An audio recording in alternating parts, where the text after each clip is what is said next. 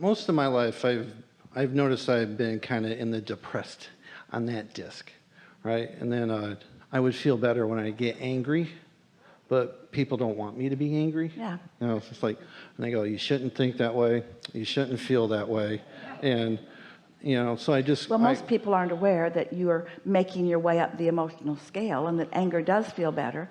And most people liked you better when you were depressed because you were less of a problem to them. I get it. Yeah. You know. Yeah.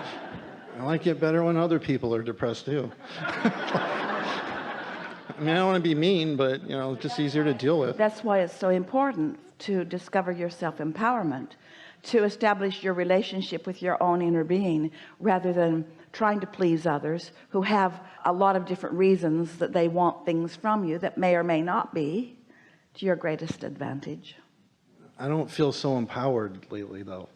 No, because in the latest Conversations with God book, the thing that stuck out to me was how I look at myself, because I've always saw myself as a body, you know, and then kind of wondering if I had an inner being or a soul, you know. But in that book, the way it put it was, I realized that I'm a spiritual being, I'm a soul with a body. So now let's talk about that, because you've set us up for something really important. Feel the difference between how I look at myself, which is me in my personality, in my depression, or in my whatever state I'm in, looking at me, and being in the receiving mode of seeing myself as Source sees me. Quite a different look, isn't it? Mm-hmm. It seems to me that it would be easier for me to feel connected, or easier to receive. I've been meditating every day. It would be easier for you. Finish the sentence. I'm struggling meditating lately. It's like, I'm wondering if you could help me lose my mind. Well, you've done the most important thing, which is you have decided that that's a good idea. And while lobotomy is one, meditation really is the best way. But you've already sort of set yourself up for some limitations by acknowledging that it is difficult for you. So what is your experience when you sit to meditate? What's your experience?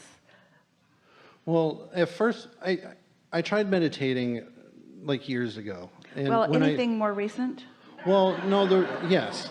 Because my years experience ago, now is, you see, don't drag the failure of years ago into the present. It was Let's more talk about successful years ago. So how so? So I understand, like after the 12 or 13 minutes, I would feel relaxed. I've never felt the disassociation that you've spoken about, but I do get very relaxed. And were you depressed 12 or 13 years ago? Yeah. So what do you think is the difference? If you were successful in your meditation then, more than now, can you identify anything that was different then than now? Well, then I was just doing it. It's like now I think I'm doing it with intention. And well, did you hear us talking today about maybe finding some different intention, not meditating for some purpose like receiving something like a book or something, but meditating with the intent of feeling the satisfaction of no resistance?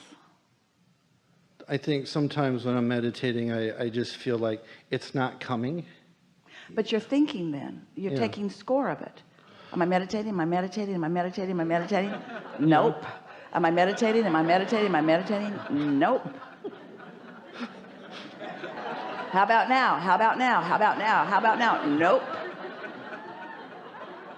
I know. Well, I'm like, how do I not do that? And I was wondering if there's other things. Here's the thing, and everybody relates to this. Here's what's going on. Your conscious mind has been trained, even by the memory within the cells of your body. Your thinking mechanism wants to think. It just does. You want to evaluate. You are born to do that step one thing where you compare and you observe and you evaluate and you decide. So you've got this deciding mechanism that you're born with, that is meant to decide, that wants to decide, that now all of a sudden you've decided that you're going to quiet it down. Well, it's not coming that easily because there's momentum in all these thoughts that you've been thinking. Your brain, it's not a storage cabinet where there are all these memories and things. It's a transmitting and receiving mechanism. And so the fact that you've been thinking a lot of thoughts about a lot of things means you've got some momentum going, and so those active thoughts are being received by your active brain, and that's why it's hard to quiet that brain down. It is. We acknowledge it's not the easiest thing to quiet your brain down, and you can't just stop thinking about a subject, which means you certainly cannot stop thinking about all subjects, because there's momentum, it's happening, and to just all of a sudden decide that you're going to shut it down, you can't. If we said to you, stop thinking about that, you'd be thinking about that thing that we asked you to stop thinking about. I'm not going to think about that anymore. We're thinking about that thing you're not going to think about, but it's like, I'm going to stop smoking. Well, all you want to do is smoke more because you're thinking about not smoking. So what happens is, since that's the way law of attraction works, it's necessary for you to find something else to think about, something that has a different vibrational frequency, something that doesn't have as much momentum. So what we recommend, it's really an easy thing, is to find some sound to give your attention to. Now, in the beginning, Esther was encouraged to focus on her breathing, which she did, and that worked for her. She just counted her breathing. Esther said to someone the other day who was arguing for her limitations about meditating also, Esther said, sometimes I have to relax and start over 20 or 30 times in the first 5 or 10 minutes of meditation, because there's so much going on. There's something happened that's really got my attention, and there are a lot of people thinking about it, and because I've been thinking about it, then there are a lot of people thinking about it, and so it's just the way it is. But because I care about quieting my mind, I keep reaching for quiet, I keep reaching for quiet, I keep reaching for quiet, and eventually I find quiet, Esther says, and eventually anybody can. So what Esther has discovered is that if she will listen for a sound in the room, she lives mostly in hot country, so there's usually an air conditioner going, and that's a pretty good thing to focus upon because it's running consistently. Can you hear it in this room? Mm-hmm. Now, did you notice that you weren't aware of it because we were making so much noise that you couldn't be aware of it, and it wasn't until we stopped talking that you could even be aware of it?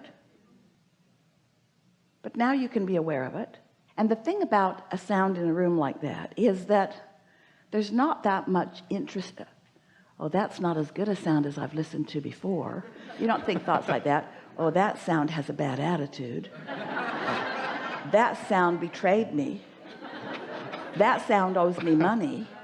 You just don't have all that connection to that sound. So that boring sound that you've decided to focus upon will quiet your mind. Because you didn't say you're not going to think about something. You said you're going to think about something. So you turned your attention to something. Now sometimes Esther will think about it, and then her mind will wander on to other things, and then she'll think about it. Sometimes it takes a little while to get focused upon it. But when you do, when you get enough quiet momentum going on this boring subject, your mind will quiet down. And when it does, you will feel it. It will be a visceral feeling. It will be a physical feeling. Some of you began feeling it just in the few seconds we asked you to focus on that sound. So we encourage you to try that. We encourage you to stop arguing for your limitations, because this will work. We know for sure it will work. You just have to find something. Now, if there's not a sound in the room, turn your faucet on and let it drip and listen for it. Esther found a little ticking clock that's really a sort of obnoxious thing, and she puts it just the right distance from her in the room, and she can focus on that. Just something that gets your attention, because your mind is trained to focus on something. It wants to focus on something, but you're the decider. You can decide what it focuses on. And once you do that, you only have to do that a time or two, where you actually quiet your mind and actually feel. Now, in your meditation before, do you remember feeling that feeling of detachment? I remember feeling very relaxed, but not detachment. Then you were not really ever detached. Sometimes you go to sleep. That doesn't count either. But once you feel that sort of detachment, what it feels like is you can't tell your nose from your toe. You know you're sitting in a chair, you just can't really feel that you're sitting in the chair. You feel detached. Your physical senses are detached. You're not seeing and hearing and smelling and tasting and touching. You're doing something else now. And once you do that, you might not accomplish it the first day, but you will for sure the second day, and the third day will even be more, and the fourth day will even be more. But you know what hinders you? You're such a active person. You're a good communicator. You are accustomed to making things happen through your words. You are a good influencer. You're smart about things, and you know how to convey the things that you know. And so that's what you want to do. And you've been training yourself to be that way. And now we're asking you, don't be that way. Just sit and focus on the sound in a room. Really? Really, Abraham? This is my path to enlightenment? Yes. The air conditioner is my path to enlightenment. Are you sure? Are you sure that this is the path? Yes, because you've got to quiet your mind in order to hear your other mind. And when you do, once it starts flowing, you'll get so you can hear it under any conditions. Esther walks on a regular basis with a friend, and they always meditate before they meet. And then when they meet, they take a walk and they have a good time. About 40 minutes they spend together. And on this particular day, they were walking through the courtyard at Esther's place, and she has a little stream that runs through it. It's a man-made stream, but it's got lots of really good sounds. The man that built it placed every rock with the express intent of a good sound coming from it. And so it sounds like a natural mountain stream. So as they were walking out the gate, her friend said, why don't we sit and meditate with the stream? And Esther said, that sounds good. So they sat down and focused on the stream. And Esther got that wonderful feeling right away because she had already meditated just a few minutes before. So she was right there ready for it. And so did her friend. And almost as soon as she got to that really good place, a jet flew over. And then another jet, and then another jet. It was like all the jets decided to come and say good morning to them. And at first Esther felt annoyed because she likes the tranquility of her garden, and she wanted to hear the stream. She put it there on purpose, and they were meditating deliberately. But then Esther noticed that she could still hear the stream if she listened, if she focused enough, even though the jets were coming with varying degrees of volume. And Esther was delighted to recognize that she could accomplish the same thing even in that situation. And as they walked, they were discussing what had just happened, and Esther said, you know, this was just the best thing, because this is the way it is when we're out in the world. The world doesn't be quiet so that we can tune to our guidance. The world goes on. We have to be able to tune to our guidance with the world going on. We have to be able to find that connection even though stuff's happening around us. And that really is the key to alignment. It's the key to the receiving mode. It's the key to living happily ever after. It's the key to being in that vibrational stance where you can let the well-being in no matter what's going on around you. It's the key to unconditional love and life, because as long as there are conditions that are annoying or too loud or too whatever that prevent you from what you decide, from what you intend, then you're living a very conditional life. Then you're like so much of the world. You need to control the conditions that you can't control, which will make you depressed. The belief that you've got to control these conditions. So if Esther had said, I've got to stop those jets so that I can feel good, well, good luck on that, because they were on a training exercise and there were a lot of them, and they were circling over that canyon, and they were there for a while. And Esther had no control over what those jets were doing. You don't have any control over most of everything that's around you. So when you give up control of the external conditions and you accomplish control of your own focus, oh, you tap into a power, you tap into a clarity. Do you know that one who's aligned with that is millions of times more powerful than one who's just banging around letting conditions affect them? This is really worth going for. This is worth saying, I am committed, I am decided that I'm going to spend 15 minutes and I'm going to quiet my mind, and it doesn't matter to me if I do it today or tomorrow or the next day. I don't care if it takes me 6 months to accomplish it. I'm going to learn how to tap in to the energy that creates worlds, and I'm going to use that energy toward the things that matter to me. Decide it and do it. It's easy. It's easy. It's easy. It's easy. It's as easy as sitting down. That's easy. It's as easy as listening for something. That's easy. and it's as easy as continue to listen for that something.